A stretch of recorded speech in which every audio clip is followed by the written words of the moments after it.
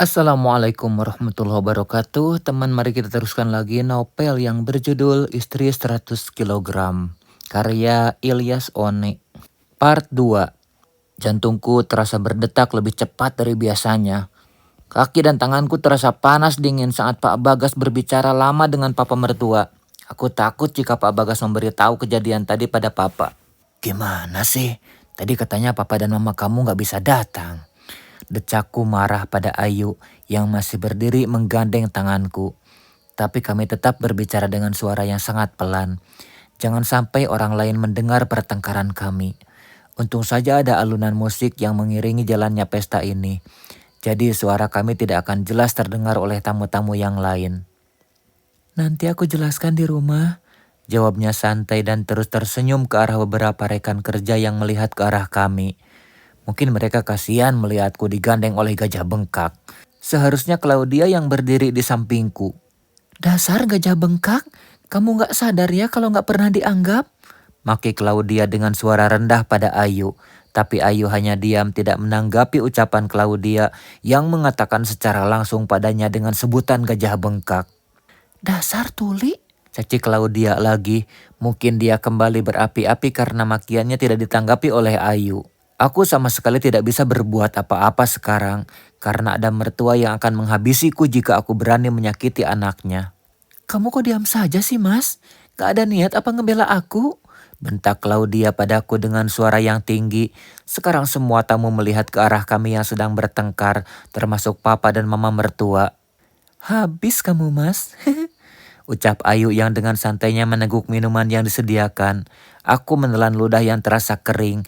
Aku hanya bisa pasrah sekarang. Jika aku sampai ketahuan oleh mereka, aku bukan hanya dipecat dari menantu orang kaya, tapi juga akan dipecat menjadi anak sama mama dan papa. Ada apa ini sayang? Tanya mama mertua pada Ayu yang sedang mencomot kue kering coklat. Ya ampun, masih saja dia memikirkan makanan saat situasi seperti ini. Coba mama dan papa tanya sendiri saja sama Mas Adam. Ucapnya sambil menunjuk ke arahku dengan mulutnya yang penuh dengan kue. Kenapa ini Adam? Siapa wanita ini? Kenapa dia marah-marah di sini? Tanya papa mertua padaku. Aduh, mati aku. Jawaban apa yang harus aku jawab sekarang? Kenapa kamu diam? Tanya papa lagi dengan tatapan tajam. Jadi gini loh Pak, tadi itu kami kesini bertiga sama Mas Adam juga Claudia. Jadi tadi aku nggak sengaja nginjak kakinya Claudia. Jadinya dia sedikit berteriak karena kakinya keinjek. Ayu menjelaskan semuanya dengan santai. Dasar penipu ulung. Benar begitu Adam? Tanya papa lagi. Iya pak, jawabku gagap. Memangnya dia siapa sayang? Kok bisa sih kalian satu mobil sama dia? Tanya mama mertua pada Ayu. Dia ini sekretarisnya Mas Adam mah. Jadi tadi itu mobilnya mogok. Jadinya kami kasih tumpangan. Jelas Ayu lagi yang masih sibuk memilih-milih makanan yang disediakan. Iya mak, dia ini Claudia, sekretarisnya Adam. Jawabku terbata. Kulihat sekilas wajah Claudia cemberut. Mungkin dia nggak suka karena aku sama sekali tidak membelanya kali ini. Semua ini kulakukan untuk kebaikanku juga perusahaan papa. Jika nanti perusahaan papa sudah stabil, akan aku ceraikan saja si gendut ini. Kamu sekretarisnya Adam. Siapa yang undang kamu kemari? Bukannya ini hanya pesta untuk kalangan ke atas saja ya? Tanya mama mertuaku sinis pada Claudia yang masih berdiri mematung tanpa senyum sedikit pun di wajah cantiknya. Claudia sedikit ragu untuk menjawab apa atas pertanyaan mama. Aku sangat takut jika Claudia akan membongkar semuanya di sini di depan semua orang. Dia sengaja aku suruh ikut mah. Buat bantuin aku megang tas sama bantuin aku ngambil makanan. Potong Ayu lagi. Wah, aku hembuskan napas lega karena lagi-lagi Ayu menyelamatkan aku dari posisi terdesak. Kamu ambilin saya minum. Sekalian simpan yang ini. Ucap Ayu pada Claudia sambil menyodorkan gelas yang sudah kosong bekas minumnya tadi. Apa? Claudia terkejut mendengar perintah dari Ayu yang terkesan sinis. Claudia melihat ke arahku, meminta pembelaan dariku. Tapi aku tidak bisa berbuat apa-apa sekarang. Aku hanya bisa berpaling melihat ke arah lain agar tidak galau karena melihat wajah Claudia yang seakan ingin memakanku hidup-hidup. Kenapa kamu diam saja? Kamu gak dengar anak saya bilang apa? Tegur mama pada Claudia yang masih saja berdiri di tempat. Iya sebentar. Jawab Claudia kesal yang dengan sengaja menyentakkan kakinya ke lantai. Sekretaris kamu itu lelet banget sih Adam. Pecat aja, cari sekretaris yang lain. Ucap mama mertua sambil berlalu dari hadapan kami. Mungkin dia akan menemani papa mertua yang bertemu dengan rekan kerjanya. Segera aku tarik tangan Ayu yang sedang menikmati kue kering coklat kesukaannya ke tempat yang lebih sepi. Kamu apa-apaan sih coba kesini? Pakai acara bawa papa dan mama segala lagi. Bentakku pada Ayu setelah kami berada di taman belakang. Harusnya kamu itu berterima kasih sama aku, Mas. Karena aku berhasil menyelamatkan nama baikmu sebagai suami. Ucap Ayu sinis. Bukannya kata kamu tadi, mama sama papa nggak bisa datang. Kenapa sekarang tiba-tiba mereka bisa datang? Selidikku penasaran. Tadi setelah kamu pergi, Mama dan Papa telpon. Katanya mereka jadi pergi ke pesta karena mau bertemu dengan orang penting. Jadinya aku nyusul kamu ke sini. Ucap Ayu menjelaskan. Perlahan aku melepaskan cengkraman tanganku dari lengan besarnya itu. Aku juga sedikit salah tingkah karena sudah marah-marah dan ceroboh. Dia sudah sangat baik juga sabar menghadapi tingkahku selama ini. Walaupun aku baru menikahinya selama seminggu. Tapi aku sudah sangat banyak menorehkan luka. Bahkan aku tidak segan-segan untuk melakukan panggilan video dengan Claudia di depan Ayu.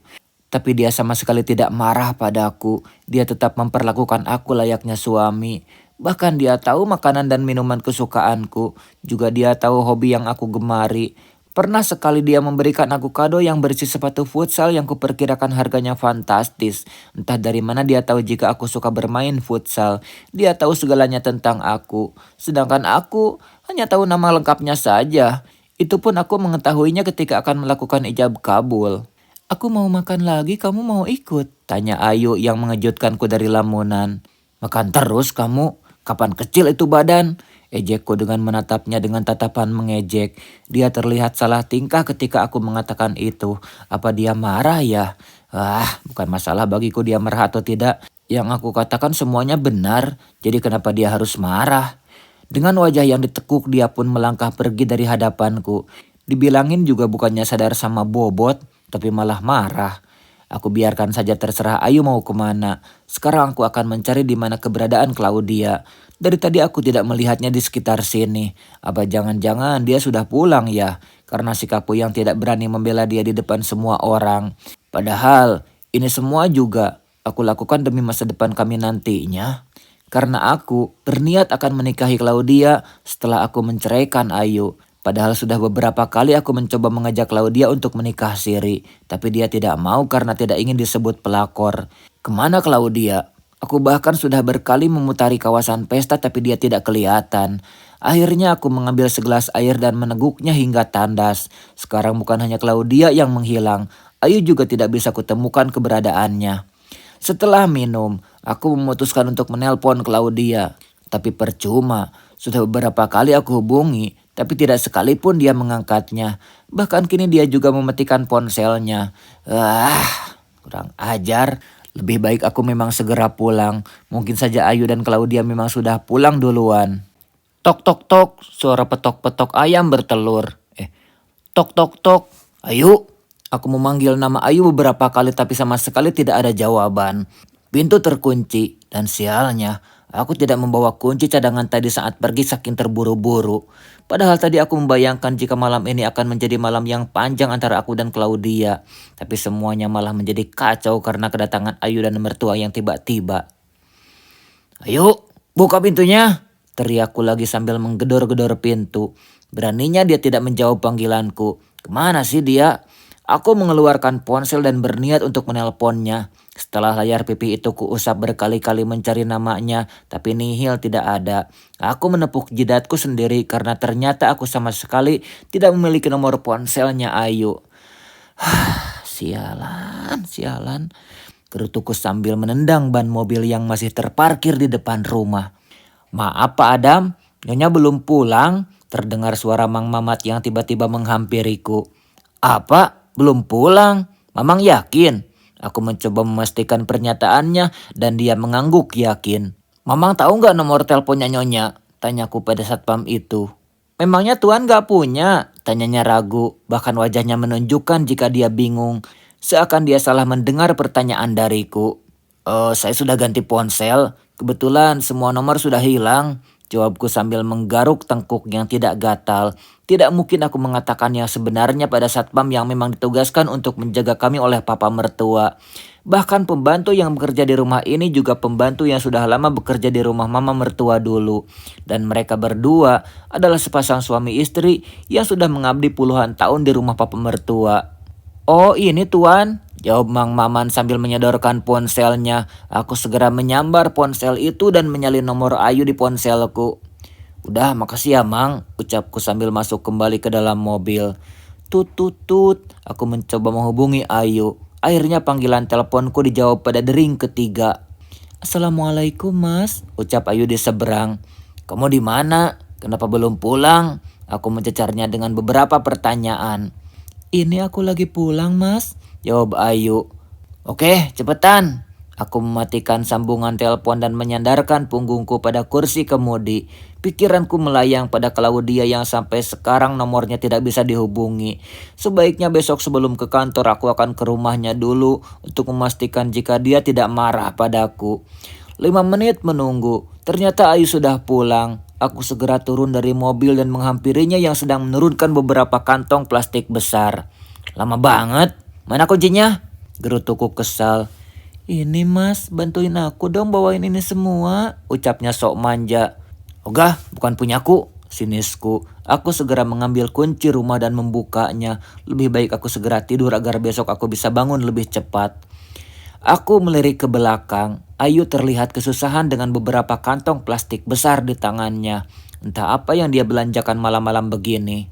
Ambilkan aku air, ucapku saat sedang melepaskan jas yang aku pakai. Sebentar mas, aku taruh ini dulu, jawab Ayu dengan suara khas orang kelelahan.